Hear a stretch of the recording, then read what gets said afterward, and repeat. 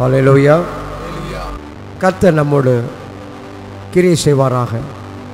தேவன் நமக்காகவே தான் இருக்கிறார், செயல்படுகிறார்.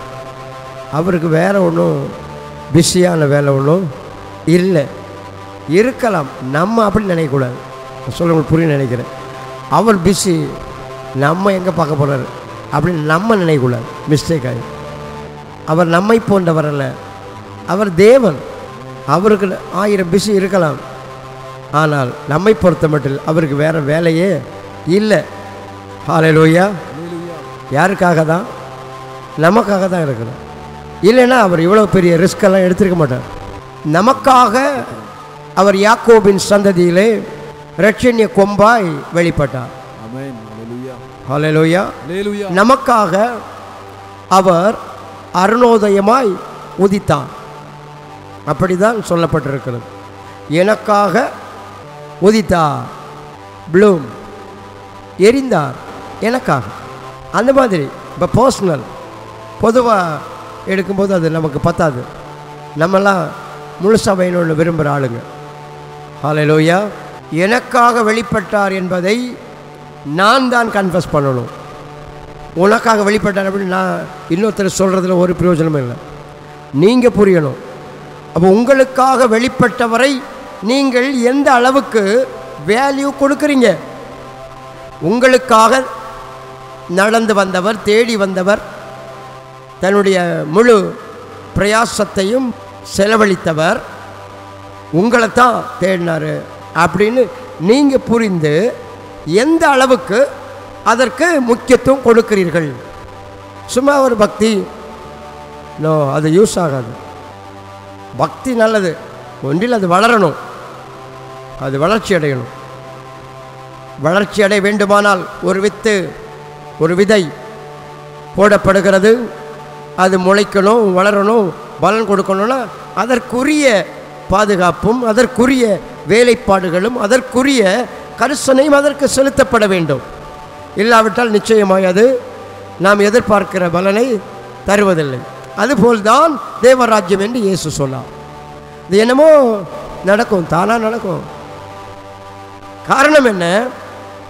தேவனை பொறுத்தமட்டில் அவர் தத்துரூபமாய் மனிதனுடைய மாமிச கண்களுக்கு வெளிப்பட்டு செயல்படாத தேவன். ஏனால் அவர் தேவன்.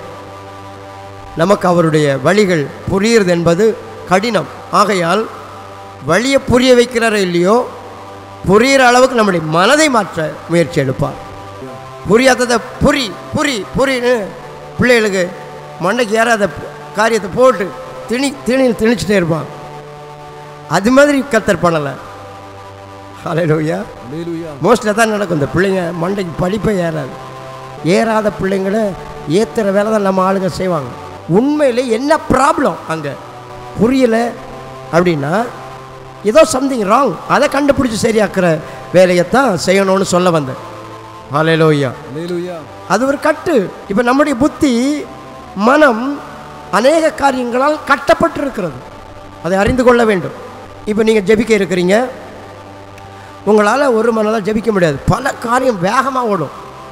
ஒரு 150 கிலோமீட்டர் ஸ்பீடில் ஓடிட்டே இருக்கும், வேகமாக போயிட்டே இருக்கும். உங்களால் கண்ட்ரோல் பண்ண முடியாது.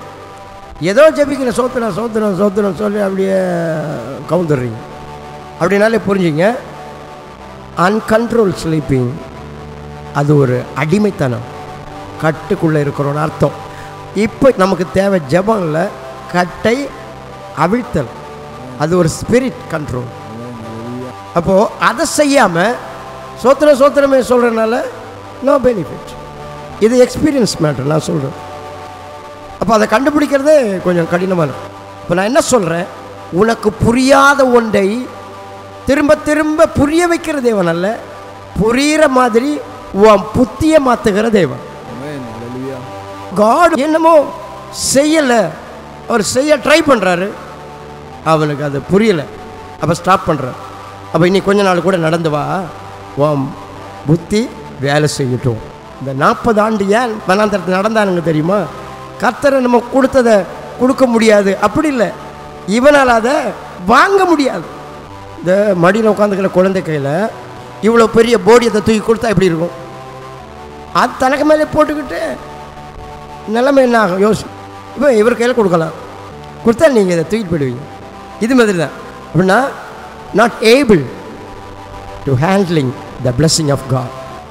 தேவனுடைய கிருபைகளை ஆசீர்வாதங்களை கைகாரியம் செய்ய, அதை நியந்திரணம் பண்ண, அதை அடக்கி ஆள, அதை புரிந்து அதை பாதுகாத்து கொள்ளத்தக்க என்ன இல்லை, வெளிச்சம் இல்லை.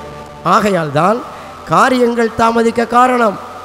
அற்புதங்கள் சிலர் கூட நடந்துடும், கண்டிப்பாக உங்களுக்கு நடக்கும், அது சந்தேகம் இல்லை. ஆனால் தேவனை நீங்கள் அறிந்து உங்களுக்குரிய உண்மையான ஆசீர்வாதங்களை பெற்றுக்கொள்வதற்கு உரிய ஒரு மனநிலையை தேவன் உங்களுக்கு தர விரும்புகிறார். ஹல்லேலூயா. இது மிக முக்கியம்.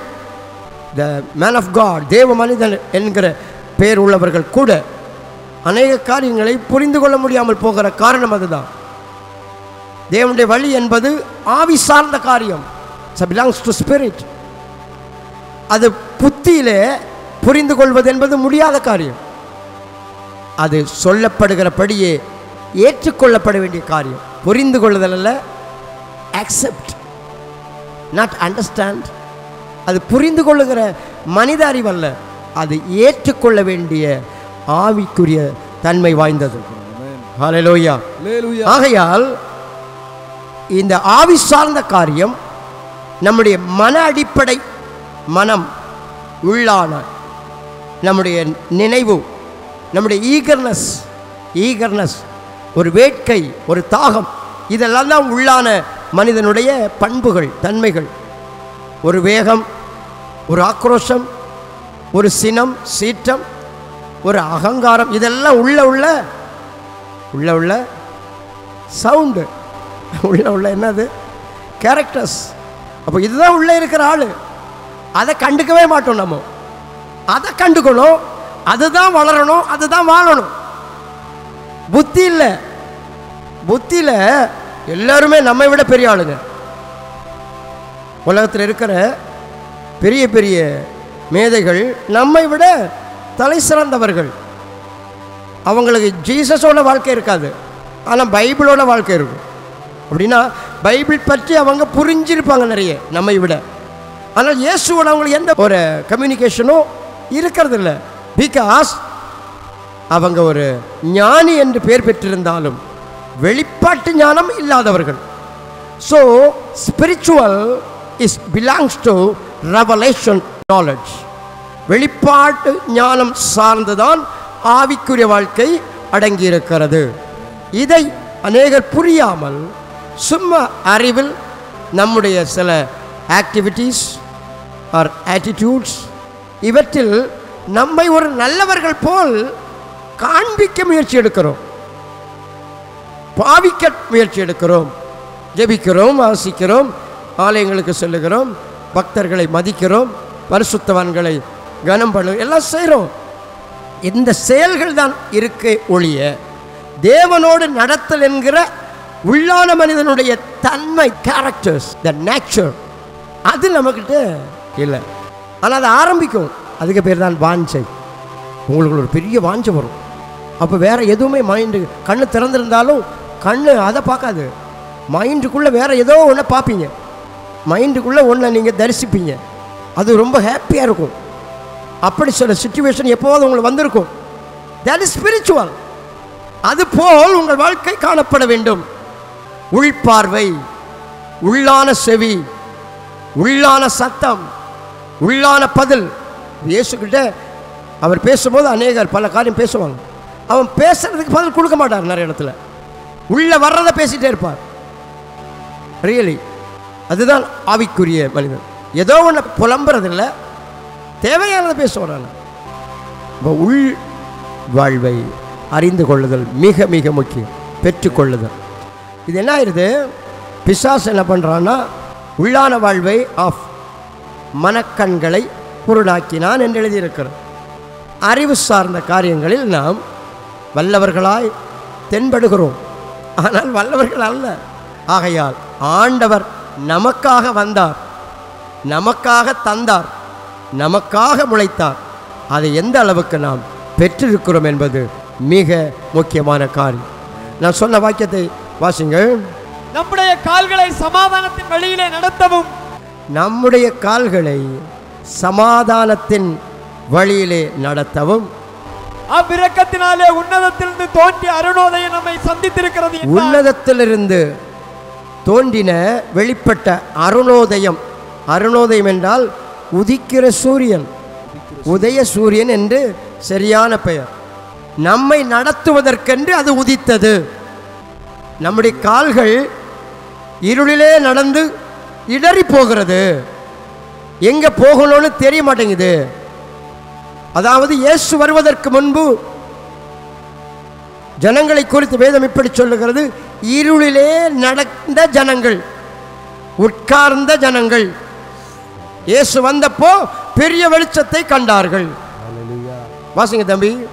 இருளில் இருக்கும் ஜனங்கள் பெரிய வெளிச்சத்தை கண்டார்கள். இங்க சொல்லப்பட்டிருக்கிறது இருளில் இருக்கும் ஜனங்கள்.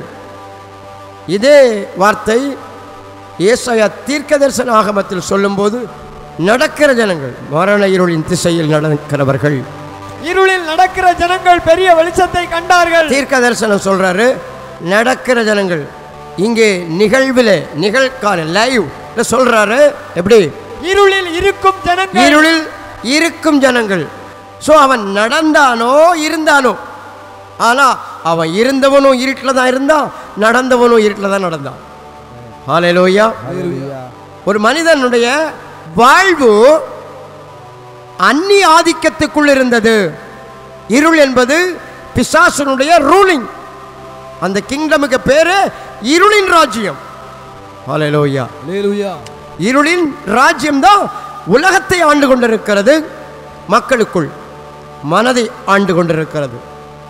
ஆகையால் தான் நாம் எதை செய்கிறோம், எங்கே போகிறோம் என்று புரியாமல் இருக்க காரணம். இருட்டிலே நடக்கிறவன் தான் என்ன இடத்துக்கு போகிறான் என்று அறியாதிருக்கிறான். இயேசு யோவான் சுவிசேஷத்தில் அதை சொல்லுவார். இருட்டில் நடக்கிறவன் நான் எங்கே போகிறேன், என்ன பண்ணுறேன் என்றது அவனுக்கு தெரியவே செய்யாது. இருளில் நடக்கிறவன் தான் போகிற இடம் இன்னதென்று அறியான். தான் போகிற இடம் இன்னதென்று அறியான்.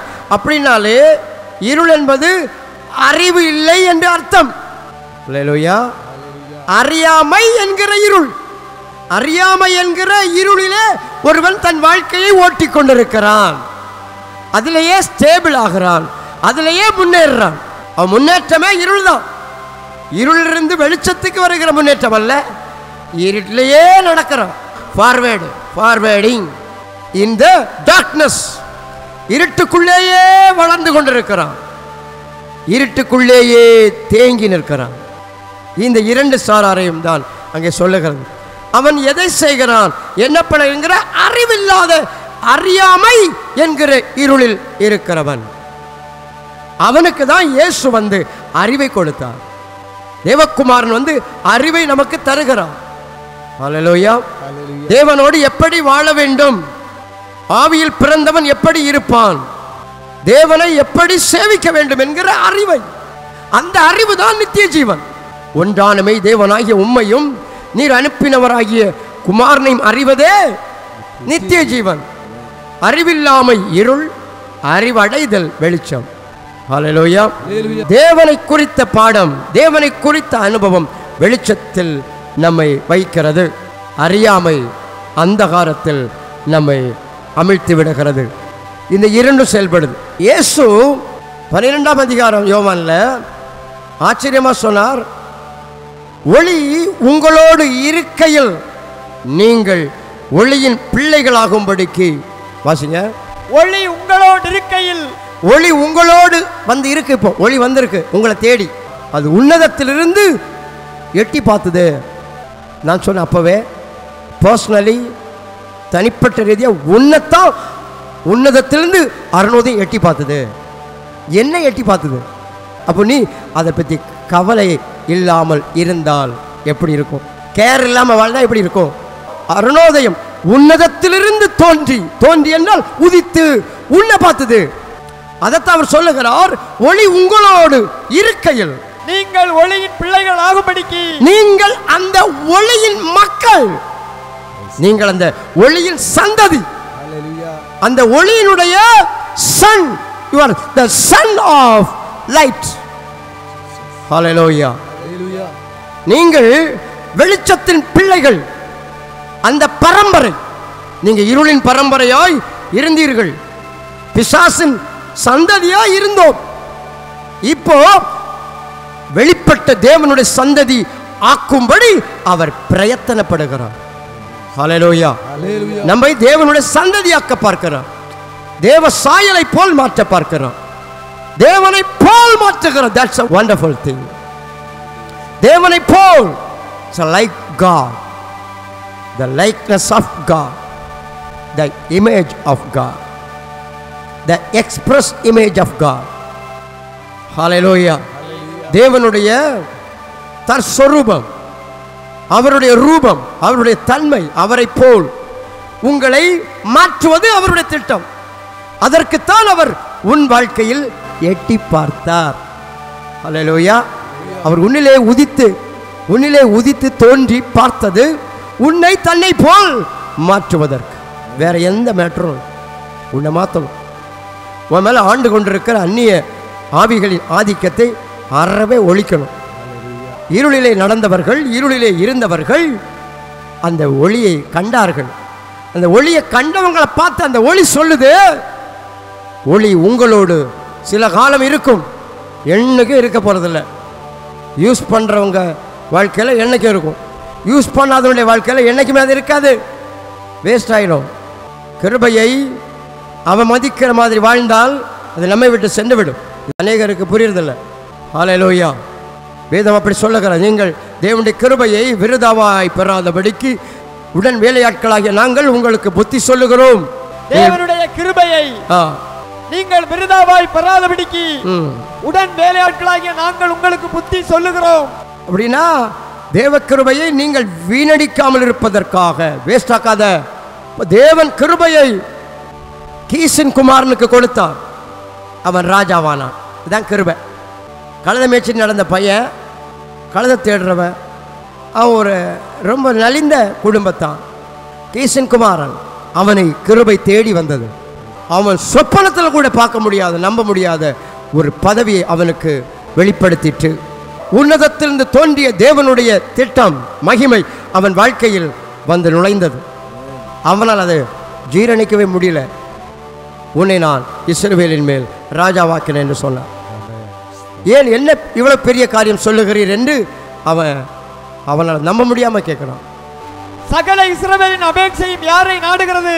எல்லா இஸ்ரவேல் நாட்டு மக்களும் யாரை நாடுகிறார்கள் தெரியுமா? உன்னையும் உன் வீட்டார் அனைவரையும் அல்லவா என்றான். எல்லாரும் உன்னதான் தேடிட்டு இருக்கிறான், நீதான் தலைவன். அப்பொழுது சவுல் என்கிற மனிதன் பிரதியுத்தரமாக, நான் இஸ்ரவேல் கோத்திரங்களிலே சிறிதான பென்யமீன் கோத்திரத்தான் அல்லவா? நான் சிறிய கோத்திரத்தான், ரொம்ப நலிந்த குடும்பம். பென்யமீன் கோத்திரத்து குடும்பங்களில் எல்லாம் என் குடும்பம் அற்பமானது அல்லவா? என் குடும்பம் அற்பமானது அல்லவா? அற்பமானது அல்லவா?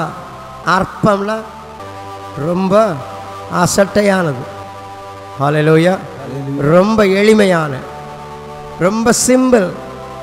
எங்களை போய் ராஜாவா? ஃபைலே தெரியாதுயா, ஆஃபீஸ் ஃபைலே தெரியாது. அப்புறம் எல்லா ஆஃபீஸுக்கும் லாகாக்களுக்கும் நான் எப்படி ஹெட்டாக இருக்கிறது? நீ இப்படி சொல்றியப்பா, கிரகிக்க முடியும். இதுக்கு பேர் தான் கிருபை என்பது. நம்மை தேடி வந்தது அவ்வளோ பெருசு. நம்ம யூஸ் பண்ணலாம், பண்ணாமல் இருக்கலாம், எல்லாருமே தான். உங்களை தேடி வந்தது ரொம்ப ரொம்ப பெருசு. நீங்கள் அந்த பார்சலையே ஓப்பன் பண்ணலை, அப்படியே வச்சுக்கலாம்.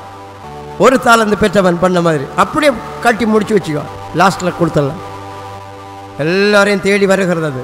அதை எத்தனை பேர் அறியும்படி மனதை செலுத்தி, எத்தனை பேர் அதை பயன்படுத்தும்படி தங்கள் வாழ்வை செலவழித்து, அதற்காக வாழ்ந்து, அதற்காக புசித்து, அதற்காக குடித்து, அதற்காக தூங்கி, அதற்காக தூங்காமல் இருந்து, அதற்காக எத்தனை பேர் அதை நாம் அடைந்திருக்கிறோம் என்பது கேள்விக்குரிய காரியம்.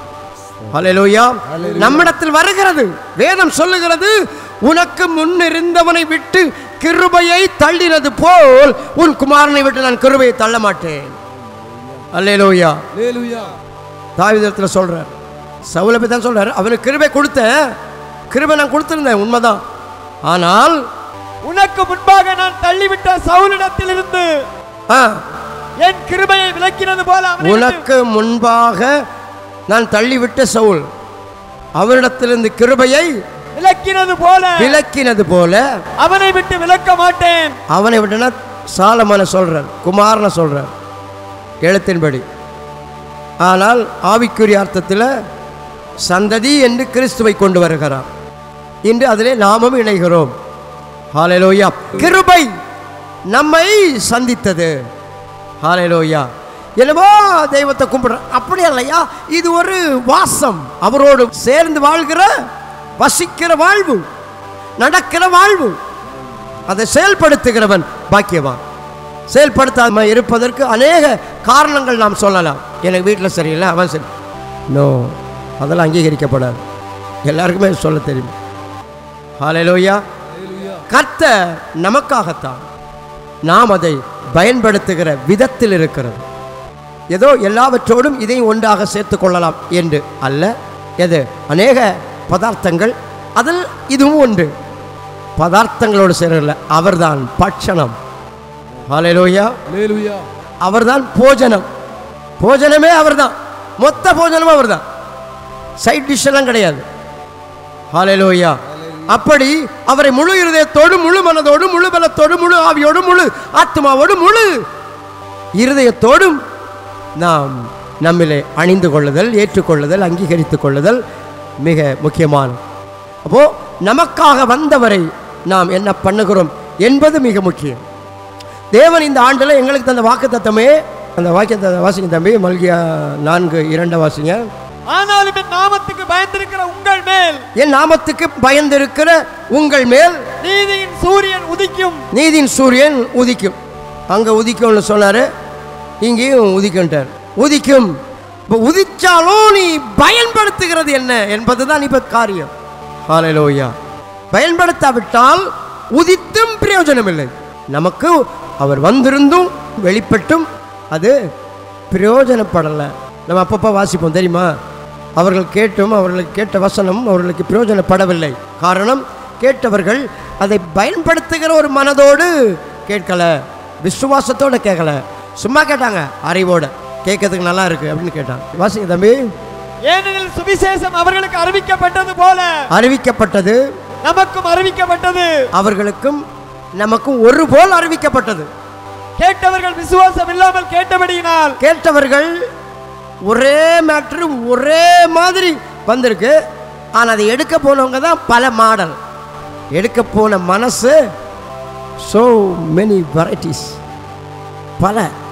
இங்கே இருக்கிற எல்லாருக்கும் ஒரே மாடல் இல்லை. நீங்கள் எல்லாமும் ஒன்று. நீங்கள் உங்களுக்கு ஏற்றபடி எடுத்துக்குவீங்க, நான் எனக்கு ஏற்றபடி எடுத்துக்குவேன். நீங்கள் எடுத்துக்கலாம், போகும்போது வச்சுக்கிட்டே போயிடலாம். உண்மையை சொல்லுங்கள், எடுத்துக்கொண்டு போகிற மனம் பிசாஸ் வெயிட்டிங் தான், வெயிட் பண்ணிகிட்டே இருப்பான். ரியலி அவனுடைய கேரக்டர். தேவராஜ்யம் உங்களுக்குள்ளே ஒரு நன்மையை விதைக்கிறது. வித்து என்கிற பெயரில் ஒரு பிளஸ்ஸிங், ஒரு டெலிவரன்ஸ், ஒரு எட்டர்னிட்டி, ஏதோ சம் கிரேட் மேட்டர்ஸ் விதைக்கிறார், போடுகிறார். வேதம் சொல்லுகிறது, அவன் மனம் வழி போன்ற மனம். பலர் போகலாம் வரலாம், எல்லோரும் போய் வருகிற மனம். பாட்டு கேட்பார், சினிமா பார்ப்பார், சீரியல் பார்ப்பார்கள், கதை கேட்பார்கள், இல்லை வேறு ட்ராமா பார்ப்பாங்க, இல்லை ஏதோ எல்லாமே கேட்குற மாதிரி பிரசங்கமும் கேட்பாங்க. எல்லாம் கேட்குற மாதிரி பிரசங்கம். அதான் சொன்னேன், பல கூட்டமைப்பில் இதுவும் ஒரு கூட்டு, அநேக பொருட்களில் இவரும் ஒன்று. அதான் வழி என்பது. வழினா யார் வேணாலும் போகலாம் அந்த வழியா. சிலருடைய மனம் தேவனும் வரலாம், பிசாசும் வரலாம், நல்லவன் வரலாம், கெட்டவன் வரலாம், எல்லாருமே வந்து போகலாம். பரந்த மனம், நம்ம சொல்லும் பரந்த மனம். பழக்க வழக்கம் பழகலாம், மனம் தவறான முறையில் பரந்த மனம். எல்லோரும் ஒன்றுதான், இல்லை எல்லாம் ஒன்றாகாது. ஹல்லேலூயா. இயேசுதான். இங்கே மனதை குறித்து சொல்லும்போது இயேசு கொண்டு வந்த நல்ல வார்த்தையை விதைக்கிறார், போடுகிறார். அதை பெற்றுக்கொள்ளுகிற மனம் அதை உணராதிருக்கையில் ஒருவன் ராஜ்யத்தின் வசனத்தை கேட்டு உணராதிருக்கும் போது பொல்லாங்கன் வந்தவன் இருதயத்தில் விதைக்கப்பட்டதை பறித்துக் கொள்கிறான். ஒருவன் வசனத்தை கேட்டும் உணராமல், அதாவது கேட்ட சம்பவம் தனக்குள்ளே ஒரு மாற்றத்தை உண்டாக்கவில்லை, ஒரு தீர்மானத்தையும் கொண்டு வரவில்லை, அப்படியே கேட்டிருக்கிறான். கல் மேலே போட்ட வித்து மாதிரி, போட்ட வித்து பாறை மேலே விழுந்து தெரிச்சிடும். சொல்லப்படுகிற சம்பவம், ஒருவன் ராஜ்யத்தின் வசனத்தை கேட்டு உணராதிருக்கும் போது. வசனம்னா நம்ம வெறும் பைபிள் வசனம் வசனம் அப்படி திங்க் பண்ணாதீங்க. Good tidings. இப்போ இயேசு உனக்கு வாழ்க்கையில் அனுபவத்துக்கு உரியவர் என்பது ஒரு பெரிய தலை சிறந்த வித்து. ஹல்லேலூயா. இந்த வித்து நம்மில் அனுபவமாய் முளைக்க வேண்டும், அது பூரணமடைய வேண்டும். ஹல்லேலூயா. அதே தான் இங்கே இயேசு வந்து விதைக்கிறார், சொல்லுகிறார், நீ கட்டப்படு, நீ ஆசீர்வாதமாயிரு, நீ வாழ்ந்து சுகமாயிரு, நீ பரிசுத்தமாயிரு, இனி பாவம் செய்யாது. இதெல்லாம் விதைக்கப்படுகிற வித்து. நீ விடுதலை அடைவாயாக, நீ போகலாம், உனக்கு மீட்பு உண்டாயிற்று. தேவன் இன்றைக்கு பல காரியங்களை உங்கள்கிட்ட சொல்ல விரும்புகிறார், ஆனால் நீங்கள் எடுக்க மாட்டீங்க. அது வழியில் போட்ட வித்து மாதிரி ஆயிடும். அதான் உங்களை ரெடி பண்ணதான் இவ்வளவு சம்பாஷணம். ஹல்லேலூயா. அற்புதம் செய்கிறதுக்கு டைம் ஆகாது, ஆனால் ஆழ மாற்றுறதுக்கு ரொம்ப கஷ்டம். ஹல்லேலூயா. ஆழ மாற்றணும்னா நடக்காது. நம்ம பேட்டர்ன், உங்கள் பேட்டர்னை எப்போ நீங்கள் சிலுவையில் அறை ஒப்பு கொடுக்குறீங்களோ அப்போ தான் சிலுவைக்கு வந்து உங்களை சந்திக்க வந்த தேவன் உங்களிலிருந்து வெளிப்பட ஆரம்பிப்பார். ஹல்லேலூயா. நீங்கள் சொல்லுகிற காரியம், சொல்லப்படுகிற போடப்படுகிற நல் வார்த்தைகள், கேட்கிற மனம், அது ஒரு வழிப்பாதை போன்ற மனம். எல்லாரும் போயிட்டே இருப்பாங்க, வந்துட்டே இருப்பாங்க. நம்ம பிஸி, நம்முடைய மனம் ரொம்ப பிஸி. அங்கே தேவ நன்மை தங்க வாய்ப்பே இல்லை, திவ்ய காரியங்கள் அங்கே தங்காது. காரணம், விதைக்கப்பட்டதை எடுத்துகிட்டு போகிறவங்க நிறைய பேர் வருவாங்க. ஃப்ரெண்ட்ஸ், பழக்க வழக்கம், கலாச்சாரம், நம்முடைய திட்டங்கள், நம்முடைய மனநிலை, நம்முடைய கேரக்டர்ஸ், நம்முடைய ப்ரெஸ்டீஜ், நமக்கு இருக்கிற பிடிவாதம், நமக்கு இருக்கிற விட்டு கொடுக்க முடியாத மனநிலை, தாழ்மையில்லாத தன்மை, கீழ்ப்படிய மனமில்லாத நிலை, இப்படி தேவன் விரும்பாத காரியங்கள் இன்னும் சொல்லிக்கொண்டே இருக்கலாம். இவைகள் நம்மில் போடப்பட்டதை அள்ளிக்கொண்டு போய்விடும். நம்மை செயல்பட விடாமல் தடுக்கிற, அடிமைப்படுத்துகிற அநேக ஆவிகள் உலகத்தில் இருக்கிறது. மொத்தமாக அதுக்கு ஒரு டார்க்கான பெயர் உண்டு, காம விகார ஆவி. இவை நம்முடைய சிந்தை, புத்தி, மனம், உள்ளம், இருதயம், நம்முடைய உணர்வுகள், உணர்ச்சிகள், நம்முடைய பண்புகள் அனைத்தின் மேலும் படர்ந்து கொண்டிருக்கும் இந்த ஆவிகள். ஹல்லேலூயா. இதுதான் இருள் என்று நாம் சொல்லுவது. இதை நம்மை விட்டு மாற்றி தேவனுடைய ஆவியினால் நம்முடைய சிந்தை, புத்தி, மனம் எல்லாம் நிரப்பப்பட தேவன் வார்த்தைகளை விதைக்கிறார். நம்ம வார்த்தை நினைக்கிறோம், வார்த்தைக்கு பின்னால பெரிய கிங்டமே வருது. ஹல்லேலூயா. பாம்பு வந்து நின்று பேசிச்சு வாசப்படியில் நின்று. யாருங்க வீட்டு வாசப்படி? ஏவாளுங்க வீட்டு முன்னாடி. இது வந்து அழகாக பேசி இந்த அம்மா அப்படியே பார்க்குறா. யார? பாம்பை. அப்படியா? நம்ம ஆளுங்க கதை கேட்பாங்க, ஃப்ரெண்ட்ஸ், பக்கத்து வீட்டு அம்மா, கேட்டீங்களா? அதுமாரி இந்த அம்மா கேட்டே நீங்க. இது கர்த்தர் மேலே உள்ள மைண்டே போயிடுச்சு. இந்த ஆள் மேலே மனசு அப்படியே ஃபுல்லாக டைவர்ட் ஆகிடுச்சு. ஒரு வித்தை தான் போட்டுச்சு, அவன் சொன்னான், அவ்வளோதான். அதான் அங்கே வித்து, விதை விதைத்தான். இந்த அம்மா அதை ஏற்றுக்குச்சு. அது ஒரு பெரிய மரமாக வளர்ந்தது. என்னது? பாவம், மரணம் என்கிற மரமாய் வளர்ந்து விட்டது. மொத்த மனுக்குலத்தையும் அது ஆண்டு கொண்டது. இதுதான் ஆட்சி. இந்த வார்த்தையின் பின்னாலே சாத்தானுடைய ஆளுகை அங்கே வந்தது. ஹல்லேலூயா. The kingdom of demon force, kingdom of demonic authorities. பிசாசுனுடைய ஆட்சியே ஒரு வார்த்தைக்கு பின்னாலே இருக்கு. அதுபோல் கிறிஸ்துவின் வார்த்தைக்கு பின்னாக அவருடைய ராஜ்யமே இருக்கிறது. ஸோ அவருடைய வார்த்தையை நாம் ஏற்றுக்கொள்ளும் போது நம்முடைய வாழ்க்கையில் அவரையே ஏற்றுக்கொள்ளுகிறோம், அவருடைய திட்டத்தை ஏற்றுக்கொள்ளுகிறோம், அவருடைய ஆளுகை ஏற்றுக்கொள்ளுகிறோம், அவருடைய ஆவியை ஏற்றுக்கொள்ளுகிறோம். அல்லேலூயா. அவருடைய வார்த்தை வெறுமையா வரல, வித் பவர் அண்ட் ஸ்பிரிட், ஆவியோடும் வல்லமையோடும் வருகிறது. அது நமக்குள்ளே செயல்பாட்டை கொண்டு வரும். இப்ப இன்றைக்கு அவர் சொல்லுகிறார், என் நாமத்துக்கு பயந்திருக்கிற உங்கள் மேல் நீதியின் சூரியன் உதிக்கத்தான் செய்யும். என் நாமத்துக்கு பயந்திருக்கிற உங்கள் மேல் நீதியின் சூரியன் உதிக்கும். அதில் செட்டைகளின் கீழ் ஆரோக்கியம் இருக்கும். நல்ல காரியங்கள் முளைக்கும், வெளிப்படும். ஹல்லேலூயா. தேவனுக்கு பயப்படுகிறவன், தேவனுக்கு கீழ்ப்படிகளுடைய வாழ்க்கையில், தேவனை அறிய வேண்டும் என்கிற எண்ணத்தோடு இருக்கிற மனிதனுடைய வாழ்க்கையில் விதைக்கப்படுகிற காரியங்கள் அது உதிக்கிறதாக வெளிப்படுகிறது. ஹல்லேலூயா. ஒரு விடியலாக பிராபலத்தை சால்வ் பண்ற மாதிரி வருது. வெளிச்சம் வந்துச்சுனாலே இருளை மாற்றி விடுகிறது. நம்முடைய வாழ்க்கையில் இப்போ நம்ம எந்த சூழ்நிலையை சந்தித்துக் கொண்டிருக்கிறோமோ அதை மாற்றக்கூடிய ஒரு வலிமை நமக்காக வெளிப்படுகிறது. ஹல்லேலூயா. இப்போ தேவனிடத்திலிருந்து வெளிப்படுகிற பரிகாரத்தை தக்க வைத்துக் கொள்ள, பயன்படுத்திக் கொள்ள நாம் இன்றைக்கு ஜாக்கிரதையாக காணப்பட வேண்டும். ஹல்லேலூயா. நான் சொல்லிக் கொண்டிருந்தேன், இருள் என்கிற அடிமைத்தனம், சத்துரு விதைத்த வித்தினால் உண்டான ஆதிக்கங்கள் நம்மை விட்டு இன்றைக்கு அழிக்கப்பட்டு பிடுங்கப்பட்டு, ஹல்லேலூயா, நம்மை விட்டது பிடுங்கப்பட்டு போகணும். இது நம்முடைய பிரயாசத்தினால் தேவன் கொடுக்கிற பலன். எது? இந்த மாற்றப்படுதல். மனிதனுடைய வாழ்க்கையில் மாறுதல் கொண்டு வருவது தேவனுடைய செயல். ஆனால் அதற்கு நம்முடைய முயற்சி மிக முக்கியம், நம்முடைய அறிக்கை முக்கியம், நம்முடைய விட்டு கொடுக்கும் தன்மை மிக முக்கியம். இப்போ நம்முடைய வாழ்க்கையில் நம்மை நிர்பந்தமான நபராய் மாற்றுகிற அநேக காரியங்கள் நம்மை ஆண்டு கொண்டிருக்கிறது. அவைகளை மாற்றுவதற்காக அவர் அருணோதயமாய் உதித்தார். ஹல்லேலூயா. இன்றைக்கு எந்த காரியம் நம்மை ஆண்டு கொண்டிருக்கிறது? எது நம்மை மேற்கொண்டிருக்கிறது? அறியாமை, கீழ்ப்படியாமை, அசுத்தம், தீமைகள், வியாதிகள், பலவீனங்கள், தோல்விகள், வளர்ச்சிக்கு விரோதமான தடைகள், தேவ திட்டத்தை அறிய முடியாத மந்த நிலை. ஹல்லேலூயா. தேவனோடு நடக்க முடியாத ஒரு கட்டு. அதான் சொல்றேன், பிசாசு போட்ட உடனேயே அதை எடுத்துக்கொண்டு போறேன்னா வாஸ்தவம். இன்னைக்கு அது நடக்கக்கூடாது. என்ன வாஸ்தவம்?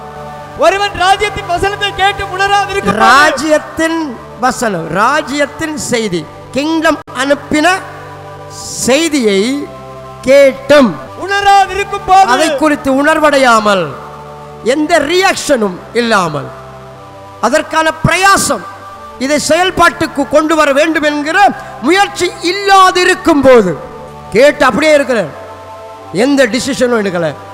ஹல்லேலூயா.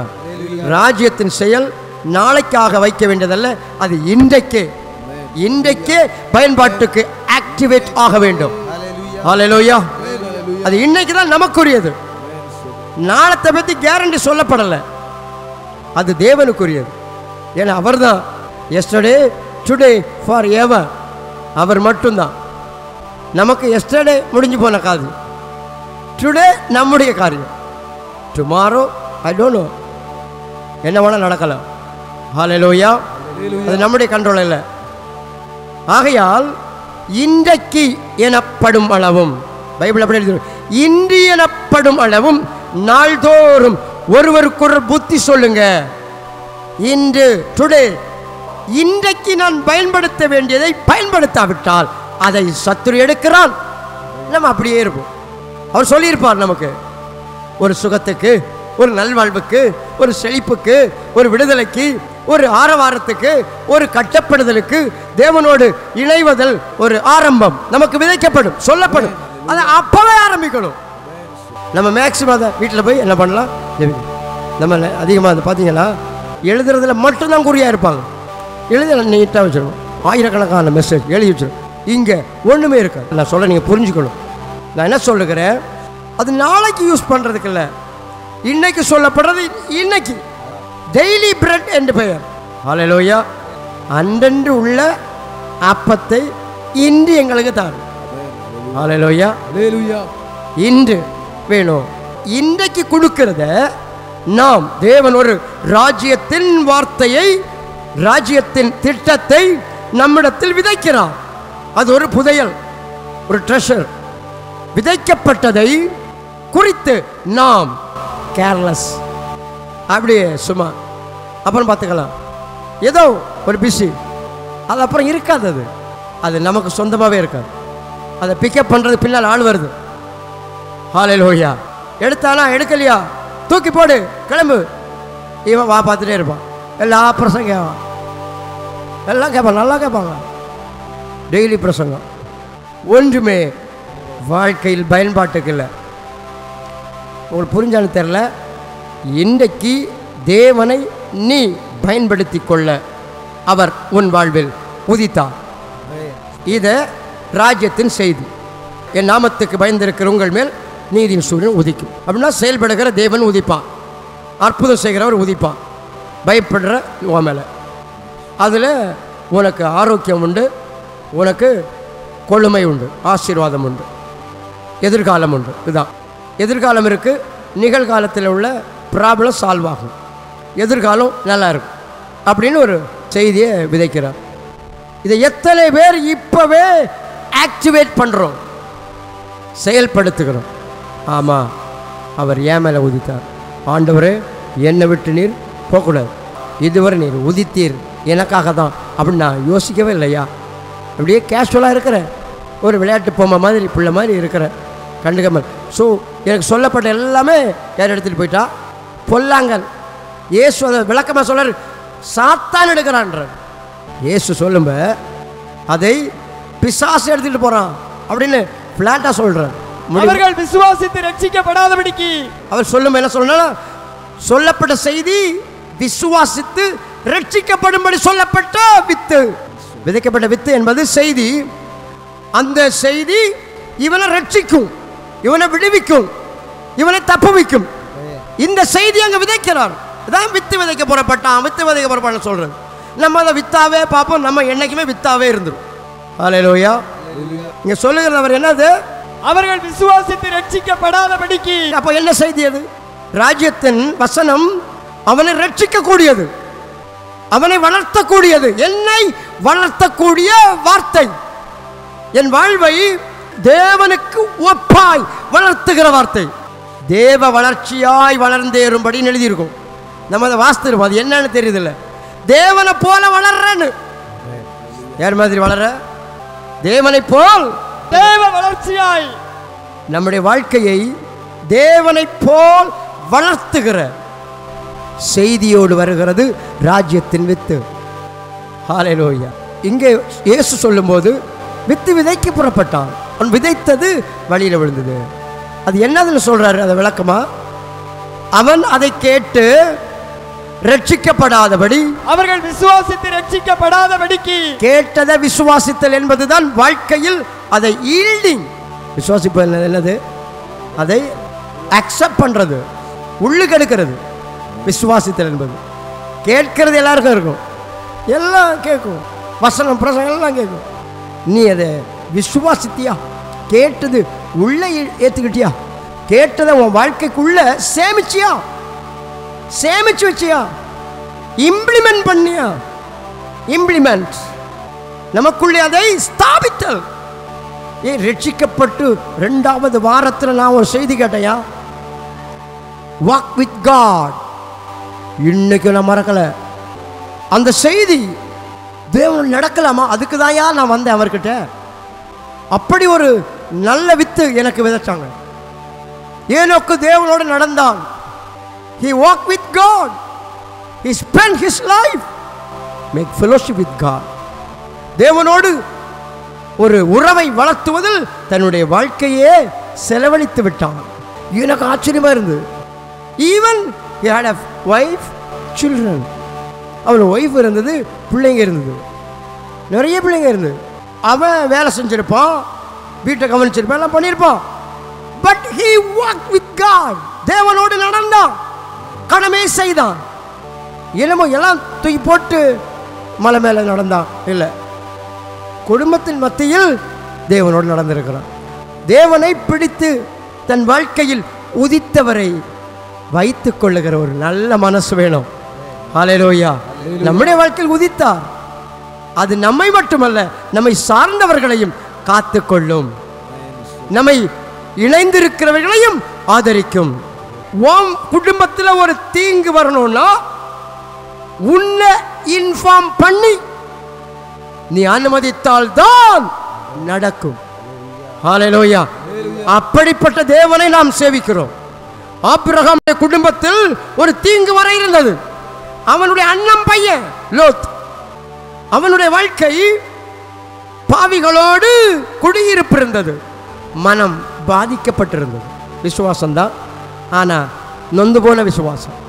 பரிசுத்தம் தான், ஆனால் ஃப்ளாப்பான பரிசுத்தம். ஹல்லேலூயா. எல்லாம் நீதி தான், ஆனாலும் பாதிக்கப்பட்ட இருதயம். நீதி உள்ள இருதயத்தில் அவன் பாதிக்கப்பட்டவன் வேதம் சொல்லுகிறது. அப்படி இருந்தும் அவனை கோபாக்கினைக்கு நீங்களாக்கி ரட்சிக்க தேவன் விரும்பினார். காரணம், ஆபிரகாமை நினைத்தார். வேதம் சொல்லுகிறது, அவர் சோதோம் குமாரவை அழிக்கும் போது ஆபிரகாமை நினைத்து லோத்தை தப்புவித்தாராம். Can you read it? தேவன் அந்த சமபூமியின் பட்டணங்களை அழிக்கும் போது, தேவன் அந்த பட்டணங்களையும் சமபூமியை அழிக்கும் போது தேவன் ஆபிரகாமை நினைத்து, ஆபிரகாம் நினைவுக்கு வந்தாரு. அவன் என் ஃப்ரெண்ட் இல்ல, நான் ஃப்ரெண்டா வந்தேன், அவன் ஃப்ரெண்டா ஏத்துக்கிட்டான். ஆபிரகாம் ஃப்ரெண்டா உதித்தார், அவன் ஃப்ரெண்டாவே வச்சுக்கிட்டான். ஸோ அவனை நான் டிஸ்டர்ப் பண்ணக்கூடாது, அவனுக்கு நான் மன சஞ்சலத்தை உருவாக்க மாட்டேன். அவன் சகோதரனுடைய மகன் செத்து போனால் இவன் ஃபீல் பண்ணுவான், என் ஃப்ரெண்டு ஃபீல் பண்ணுவான். Yeah, so I can't do without his permission. Hallelujah. அவனுடைய அனுமதி இன்றி நான் எதையும் செய்யக்கூடாது அவன் எல்லைகளுக்குள்ளே. அப்படிப்பட்ட ஒரு தேவன் நம்முடைய வாழ்க்கையில் அவரை அப்படிப்பட்டவராய் வைத்துக் கொள்ள வேண்டும். நாளைக்கல்ல, இன்றைக்கு, இப்போ விதைக்கப்படுகிற வித்தை நீ ரிசர்வ் பண்ணிக்கொள்ள வேண்டும். உனக்குள்ளே அதை வைத்துக் கொள்ள வேண்டும். கீப், என் வார்த்தையை காத்து கொள்ளுகிறவர்களே பாக்கியவான்கள் என்ன சொன்னார்? இயேசுவை பெற்றவள் பாக்கியவதி, பாக்கியவான் என்று சிலர் புகழ்ந்து பாராட்டினார்கள். அப்பொழுது இயேசு, அப்படி அல்ல, அதை பார்க்கலும், அதற்கு அவர் அப்படி ஆனாலும் என்னை பெற்றவள் பாக்கியவதி என்று நீ சொன்னது சரியா இருந்தாலும் தேவனுடைய வார்த்தையை கேட்டு அதை காத்து கொள்ளுகிறவர்களே அதிக பாக்கியவான்கள் என்றார். அதை கேட்டுக்கிட்டே போறவன் இல்ல, கேட்டு அதை காத்துக்கொள்ள, அதை தனக்குள்ளேயே பத்திரப்படுத்துகிறவன் அதிக பாக்கியவான் என்றார். நீங்கள் அதிக பாக்கியவான்கள். விதைக்கப்பட்ட வித்தை இன்றைக்கு நீங்கள் காத்துக்கொள்ளுகிற ஒரு விலையேற பெற்றவர்களாக இருக்கிறீர்கள். அது உங்களை ரட்சிக்கும், உங்களை அது கட்டுவிக்கும், அது உங்களை பாதுகாக்கும், அது உங்களை ஜெயிக்க பண்ணும். தேவன் கொடுக்கிற வார்த்தை தேவனையே உங்களுக்குள்ளே கொண்டு வருகிறது. அவரை நீங்கள் காத்துக்கொண்டால் அவர் உங்களை பாதுகாக்கிறவராக காணப்படுவார். உலகத்தில் பல காரியங்கள், நிகழ்வுகள் நடந்து கொண்டிருக்கும், ஆனால் உன்மேல் உதித்திருக்கிற தேவனால் நீ முற்றிலும் காக்கப்படுவாய். உன்னில் உதித்த தேவனால் நீ முழுவதும் பாதுகாக்கப்படுவாய். நீ வித்தியாசமான நபராக மாற்றப்படுவாய். அவருடைய வார்த்தை உன்னை ரட்சிக்கும், அவருடைய பிரசன்னம் உன்னை ரட்சிக்கும், அவருடைய வல்லமை உன்னை ரட்சிக்கும். ஆண்டவர் சொல்லுகிற வார்த்தைகள் ஒரு மனிதனுடைய பாதுகாப்புக்கு, ஒரு மனிதனுடைய பராமரிப்புக்கு, ஒரு மனிதனுடைய வளர்ச்சிக்கு, ஒரு மனிதனுடைய புதிதாகுதலுக்கு, ஒரு மனிதனுடைய பூரணமாகுதலுக்கு. ஹல்லேலூயா. குறைவானதை விதைக்கவில்லை, நிறைவுள்ளதை விதைக்கிறார். அதை காத்துக் கொள்ளுகிற மனம். இன்றைக்கு சொல்லப்பட்ட தேவனை குறித்த எந்த வார்த்தையா இருந்தாலும் என் வாழ்க்கையில் இது அனுபவமாக வேண்டும். இயேசு எனக்கு அனுபவமாக வேண்டும். அவர் பிரசன்னம் எனக்காக உதித்தது. அவர் எனக்குள்ளேயே காக்கப்பட வேண்டும். நான் அவரோடு வாழுவேன், நடப்பேன், அவரால் பிழைப்பேன், அவரோடு என் குடும்ப வாழ்வை வாழ்வேன், அவரால் என்னுடைய எதிர்காலத்தை வாழ்வேன். சொல்லுவோம், அறிக்கை பண்ணி, அவராலே நான் வாழுவேன், அவராலே பாவத்தை மேற்கொள்வேன், அவராலே உலக சூழ்நிலை ஜெயிப்பேன், போராட்டங்களை எதிர்த்து நிற்பேன், அவரால் ஜெபிப்பேன். எப்படி? ஜெபமே வராது தெரியுமா உங்களுக்கு? உங்களுக்கு மட்டுமே, எங்களுக்கு வந்தோம் தனி சலுகை யாருக்கும் இல்லை. எங்களுக்கு ஜெபமே வராது. நான் முழங்காலே நின்றுட்டு, அப்பா வாங்க, சீக்கிரம் வந்துடுங்க ப்ளீஸ், என்னால் முடியல, எதையுமே சொல்லலாம். உங்களுடைய பிரசன்னத்தில் நிரப்புங்க, என் மைண்டை சரிப்படுத்திடுங்க. உங்களுடைய அக்கினி எனக்குள்ளே வரட்டும், உங்களுடைய அக்கினி என் சிந்தையில் வரட்டும், புத்தியில் வரட்டும், சரீர நரம்புக்குள்ளெல்லாம் வரட்டும் வரட்டும். உண்மையிலே அது கொஞ்ச நேரத்தில் வந்துடும். நீங்கள் அதை செய்ய மாட்டீங்க. அதுதான் உங்களுக்கு எனக்கு உள்ள வித்தியாசம். அவர் ஜெபிக்க வைக்கும் ஆவியானவர், நம்முடைய பலவீனத்தில் நமக்கு உதவி செய்கிறவர். இப்போ வந்தவரை பயன்படுத்துகிற விதம், சத்துருவை நீங்கள் தருணம் செய்ய எதிர்த்து நிற்க அவரை கொண்டு வருகிறீர்கள். அவரை யூஸ் பண்ணாமல் வாழ்கிறனால தான் நாம் அநேக தோல்விகளை சந்திக்கிறோம். அவரை யூஸ் பண்ணுங்க. அது உங்கள் வாழ்க்கையின் எந்த பகுதியாக இருந்தாலும் தேவனை பயன்படுத்துகிறதற்காக அவர் நமக்கு தரப்பட்டிருக்கிறார். ஹல்லேலூயா. ஆகையால் புரிந்து கொள்ளுங்கள், ஆண்டவர் இந்த நாளிலே தந்த வாக்குத்தத்தம் அதுதான். வார்த்தை கீவேடு, என் நாமத்துக்கு பயந்திருக்கிற உங்கள் மேல், என் நாமத்துக்கு பயந்திருக்கிற உங்கள் மேல் நீதியின் சூரியன் உதிக்கும், அதில் செட்டைகளின் கீழ் ஆரோக்கியம் இருக்கும். எப்படிப்பட்ட சூழ்நிலையில் நீங்கள் காணப்பட்டிருந்தாலும் உங்கள் மேல் அது உதிக்கும். எதில் இருந்தாலும், எப்படி இருந்தாலும், எந்த மனநிலையில் இருந்தாலும் அவர் உதிப்பார். உதித்த அவர் உங்கள் வாழ்க்கையில் ஆரோக்கியத்தை கொண்டு வருவார். அதுவரைக்கும் நீங்கள் வீக்கா இருக்கலாம், அறிவீனத்தில் இருக்கலாம், இயலாதவர்களாக இருக்கலாம், நீங்கள் ஏற்புடையவர்களாய் மாற்றப்படுவீர்கள். ஏனென்றால் அவர் உதித்து விட்டபடியால், வாழ்க்கையில் வந்தபடியால் அவரை பயன்படுத்துகிற, அங்கீகரிக்கிற, ஏற்றுக்கொள்ளுகிற எந்த மனிதனும் சிறப்புடையவனாய் வாழுவான். அல்லேலூயா. முதலாவது வந்த 2 பாயிண்ட் சொல்ல, அவர் உதிப்பாரு, அவர் வந்து ஆரோக்கியம் வரும். தட் மீன் டேமேஜ் ஆன பீஸ் எல்லாம் என்ன ஆகுது? ரீசெட். டேமேஜ் ஆனது, டிஸ்டர்ப் ஆன வாழ்க்கை, நொறுங்கி போன மனம், ஏமாற்றமடைந்த மனசு, சிதறிப்போன சிந்தை, சிதறிப்போன வாழ்க்கை, கைவிடப்பட்ட இல்ல மனம் முறிந்து போன ஏதோ ஒன்றில் நீங்கள் டிப்ரஸ், அதில் சீர்படுதலை முதலாவது தருகிறார். அவர் உதித்தார், அவர் உதித்தாலே என்னை சரிப்படுத்துகிறார், இடிந்து போனதை கட்டுகிறார். ஹல்லேலூயா. பட்டு போன வாழ்வை மீண்டும் துளிர்க்க பண்ணுகிறார், துளிர்க்க பண்ணுகிறார். பலவீனப்பட்டதை பலப்படுத்துகிறார், இழிவானதை ஆசீர்வதிக்கிறார், மதியீனனுக்கு ஞானத்தை தருகிறார், தனிமையானவனுக்கு துணையாயிருக்கிறார், ஒன்றுமில்லாதவனுக்கு எல்லாவற்றை ஏற்படுத்தும்படி கர்த்தர் கடந்து வந்து காரியங்களை செய்ய ஆரம்பிக்கிறார், செய்ய ஆரம்பிக்கிறார். எதை வேண்டுமானாலும் உனக்கு செய்யும்படி கர்த்தர் இன்னைக்கு எழுந்தருளி இருக்கிறார். எதை வேண்டுமானாலும், எதை வேண்டுமானாலும் நடப்பிக்க அவர் வெளிப்பட்டிருக்கிறார். ஆண்டவருடைய கரம் இன்றைக்கு எதை வேண்டுமானாலும் செய்ய போதுமானது. எங்கே கிரியை செய்ய வேண்டுமோ உனக்காக உதித்தவரை பயன்படுத்து, அவரை அங்கே டைரக்ட் பண்ணு. எதிலே அவரை பயன்படுத்த வேண்டுமோ அதிலே அவரை வழிநடத்து. அவரை சொல்லு, என் பிள்ளைக்கு வாழ்க்கை, என்னுடைய வாழ்க்கை, என்னுடைய எதிர்கால வாழ்க்கை, என்னுடைய ஆவிக்குரிய வாழ்க்கை, என்னுடைய மனம் சார்ந்த காரியம், புத்தி சார்ந்த காரியம், சரீரம் சுகம் சார்ந்த காரியம், பொருளாதார காரியம், பலவித நஷ்டங்கள், கஷ்டங்கள், சமாதானக்கேடு, அவற்றில் அவரை நீ காண்பி, அவரை வழிநடத்து. அவர் அங்கு புதியதை செய்வார், காரியத்தை வாய்க்க பண்ணுவார்.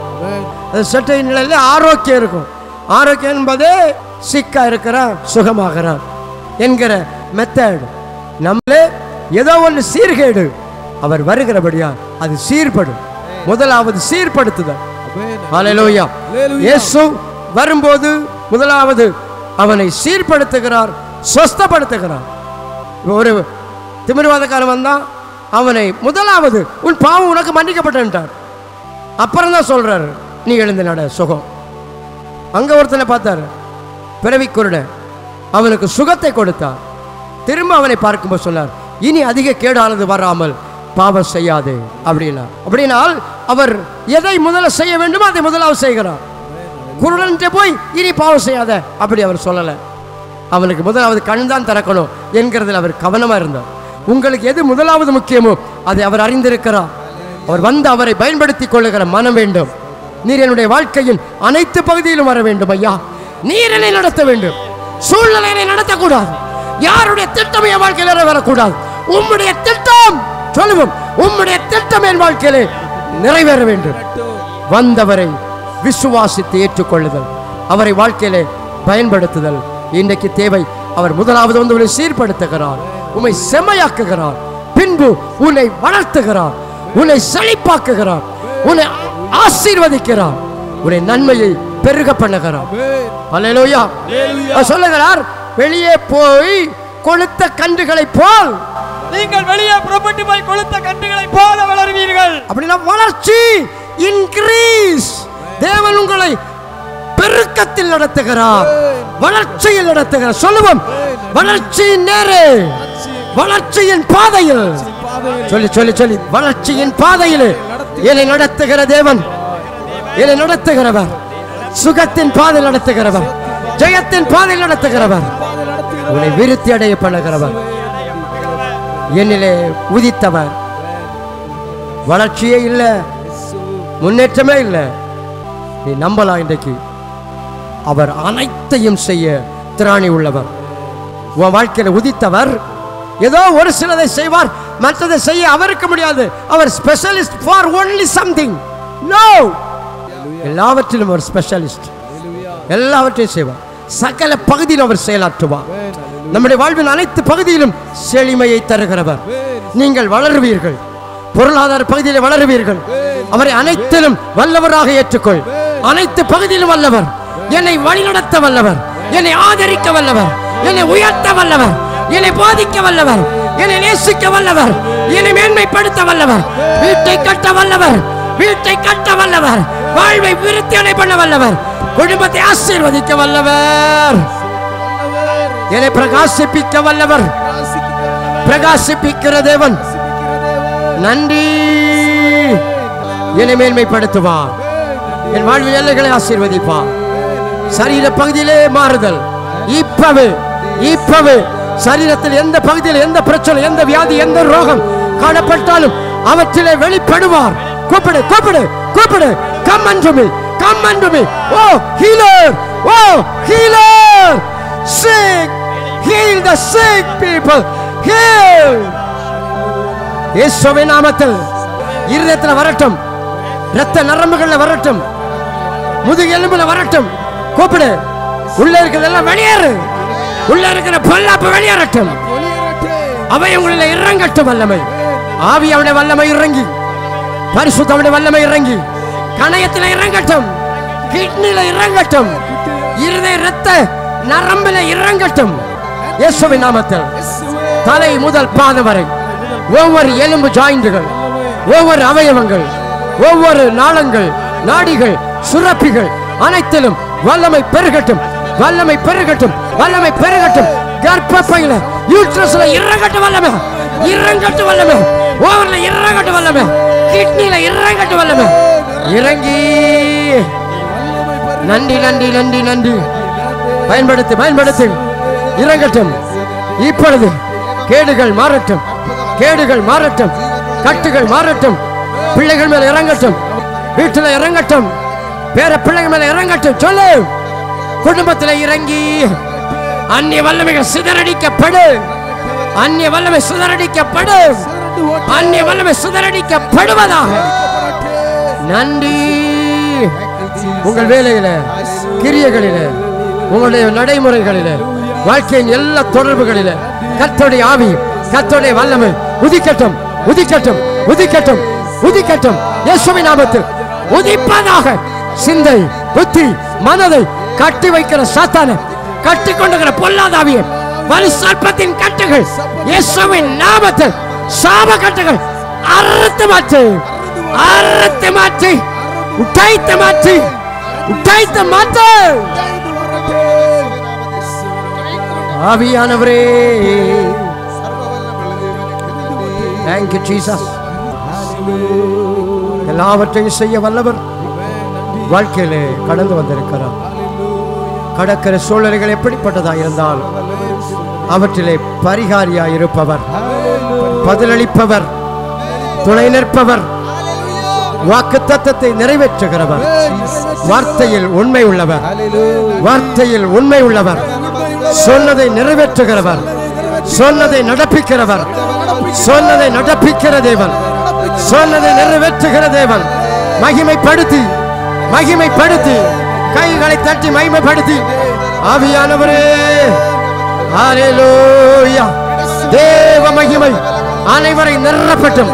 நிரப்பம் மகிமை மகிமை மகிமை.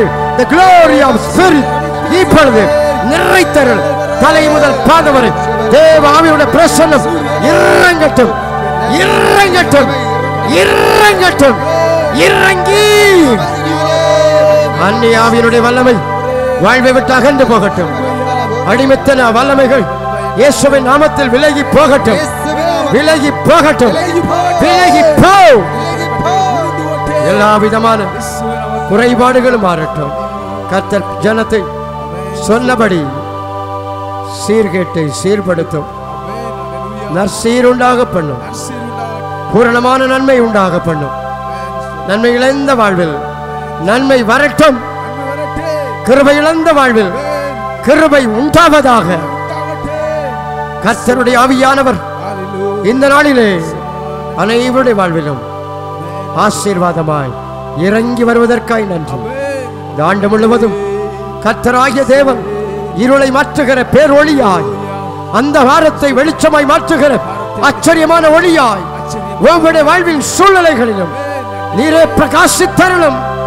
இருள் மாறுவதாக, தரித்திரங்கள் மாறுவதாக, தடைகள் மாறுவதாக, இயேசுவின் நாமத்தில் கட்டுகள் மாறுவதாக, வியாதி உண்டு விடுகிற வாதைகள் இயேசுவின் நாமத்தில் மாறிப்போ.